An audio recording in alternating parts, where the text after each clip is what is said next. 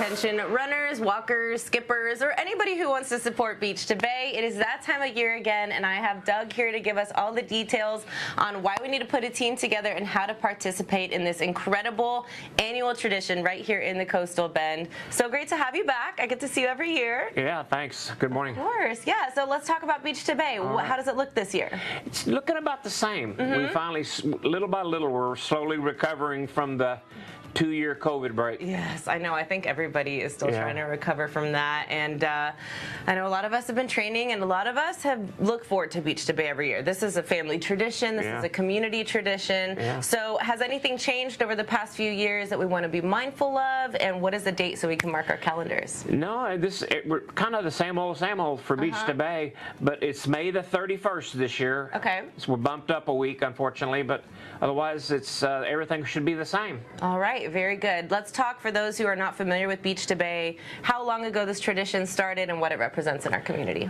It started 48 years ago by the gentleman who just passed away last week named John Butterfield. Oh, man. Commander John Butterfield started it. Wow. And he started it off as kind of like what it is today, where today it's morphed into a 6-person relay, or you can run the 2-person relay, or for those that are really brave, can run the whole thing now. God bless you. If you can do that, I can barely make it half a mile without panting for air.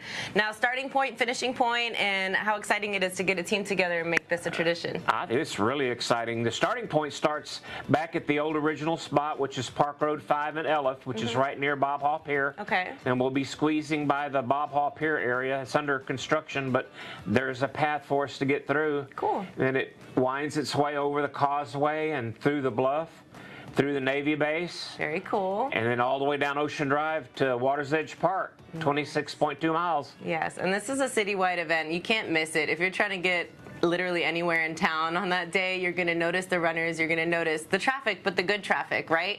And so much excitement, people cheering on their friends. Yeah. So I've run Beach to Bay twice, and like I said, I'm not a runner. I ran the beach, which was really interesting because you get to see the sunrise, and you're just there kind of getting everybody off on the right foot, if you will. And the other leg I did was through the Naval Air Station, the base, and that was really neat because it's very quiet and peaceful. Yeah. Only the residents of the base are there, and they've got posters, and they're cheering you on, and you can kind of go at your own pace, and you don't feel like you've got to impress anybody because your family can't be in the base watching you.